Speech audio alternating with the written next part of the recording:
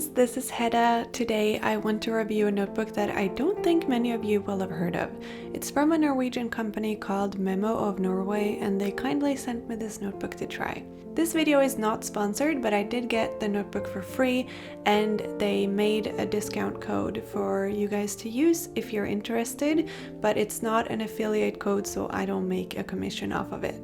They ship outside of Norway, which is why I thought it would be fun to make this review and share a bit of Norwegian design with you all.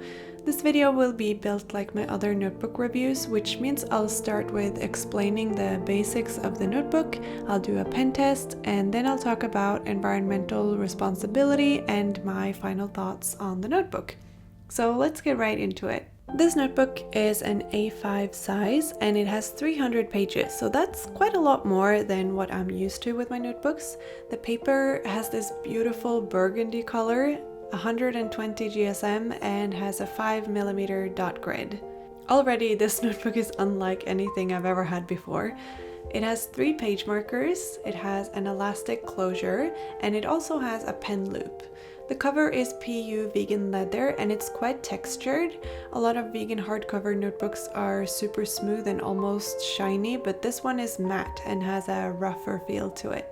The notebook lies flat, just as advertised. For people located in Norway, this notebook is quite pricey at 349 NOK. That's around 34 euros or 40 US dollars at the time that I'm recording this. However, this is because we have a 25% VAT here in Norway. So if you're shopping from outside of Norway, the price is 279 NOK, which is closer to 32 USD or 27 euros. So in that sense, it's not so bad. It's pretty normal for notebooks to cost this much these days. Their shipping price is always 49 NOK within Norway, but I couldn't find a price for overseas shipping on the website, but it's probably a little bit higher than that. They even have some retailers abroad as well, so you can get Memo of Norway notebooks at Tape Garden in Finland, A Journal by Annie in the UK, and then also at Handwritings and Pen og Papir in Denmark. Memo of Norway claims that this notebook has no bleeding or ghosting and that it even is resistant to alcohol-based markers. Well, we'll see about that. You guys know I like to put my notebooks through hell to do a proper pen test.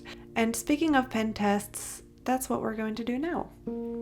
I had to put together a bit of a different collection of pens to test in this notebook than I normally do because the paper is such a unique color.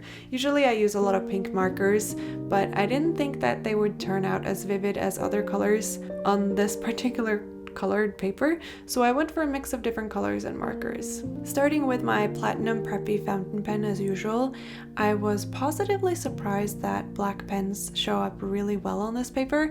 I will admit I was a bit worried that the paper would be so dark that it would be a little bit hard to see things that you've written with a black pen, but that's not the case at all. There was no feathering or ghosting, so I was pretty happy with that. Next up was highlighters, and here I used a couple of different colors for each brand.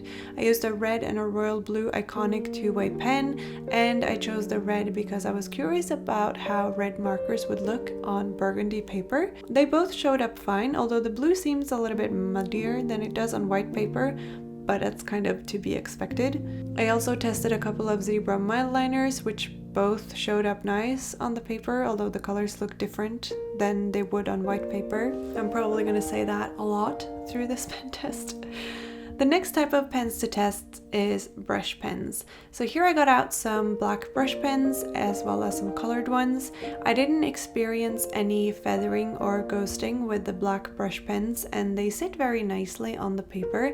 However, it does annoy me a little bit that the light pink dots are so visible through the black. I then tried some colored brush pens and well, I started with Sakura Koi and I only have pink and nude kind of Sakura Koi brush pens, but I didn't expect it to just disappear like this. It's completely invisible on the page. My Tombow dual brush pens and Crayola super tips showed up fine, although I did notice that the red Tombow dual brush pen changed into a kind of different type of red on this paper than it would on white paper. It is very interesting to see how the colors all change a little on the paper. Next up we have paint markers, and here I tested my Molotov liquid chrome as well as my Archer & Olive acrylograph pen.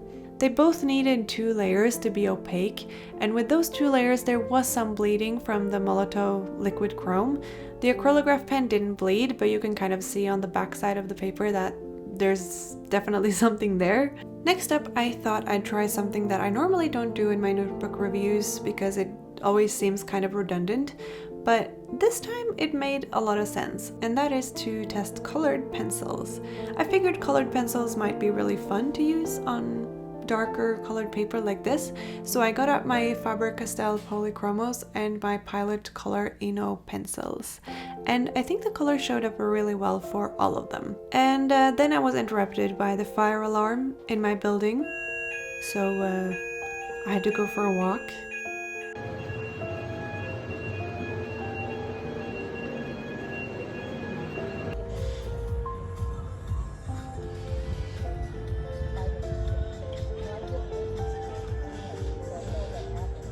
Back at my desk, I continued the pen test as if nothing happened. The fire alarm goes off at least once a month and there hasn't been a real fire yet, so I usually take it quite easy. I also wanted to test my fine liners and gel pens, of course.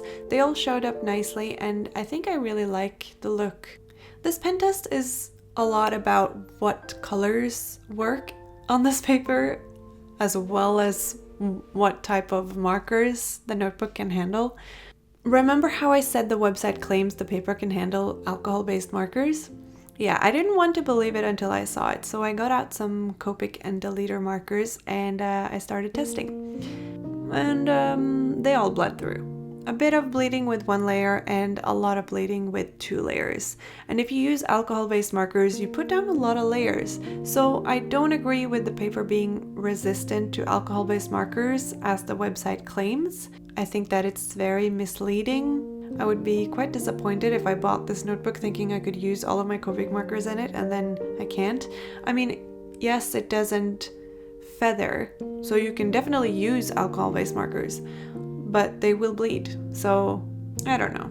Next up, I thought it would be fun to try some stamps, just to see what it would look like on the burgundy paper. This was just for fun. I didn't really think that anything would happen. I didn't notice anything out of the ordinary anyway, except for my incapability of stamping well, but you know, that's old news. Lastly, I wanted to test watercolors and gouache. I actually think the paper held up quite well to both, and when the water and the paint dried, there was no ghosting and minimal warping of the paper, so all in all quite nice, and the gouache covered up the dots as well, so I would feel pretty comfortable using paint in this notebook. Now let's talk a little bit about environmental responsibility, which you know I talk about in every notebook review video. The listing for the notebook says eco-friendly, but it doesn't specify why it is eco-friendly. And the notebook comes in paper packaging and there's no plastic involved in the packaging at all, which is a big plus. I really like that. The paper cover that it comes in is also very thin. It's like cardstock, so it's very easy to recycle. Other than this, the website doesn't really say anything about environmental impact or how or where their notebooks are produced, so it's very hard to say anything else. I wish there was a little bit more information on this. Overall, I think that this is a lovely notebook. It's different for sure, and I personally don't think I would choose this as my main bullet journal, but that's probably just because I've never used anything other than white paper for my bullet journals. Perhaps I'd be more open to choosing burgundy paper if I used more craft and black paper notebooks. I don't know.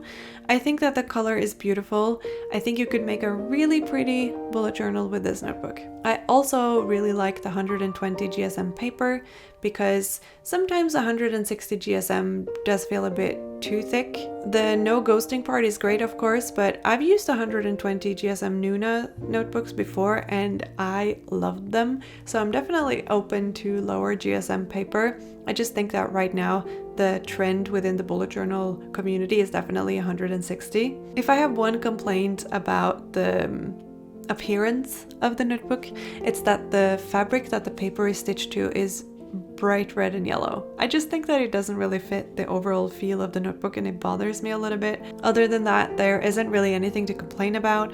I love that it has 3 page markers and the paper is super smooth. Overall, the notebook feels very luxurious. If you're interested in seeing more from Memo of Norway, this particular notebook also comes in blue and grey, and they have lots of other dot grid notebooks and planners as well as other stationery on their website. Thank you so much for watching this video all the way to the end. I hope that you enjoyed seeing something a little bit different. I know you guys have been saying you want to see more things from Norway, and Memo of Norway is a great representative for what's available here. And thank you again to Memo of Norway for sending me this notebook to try. I'm currently working hard on my Patreon rewards for this month, and I have so many exciting plans for my October bullet journal setup, so stay tuned for that.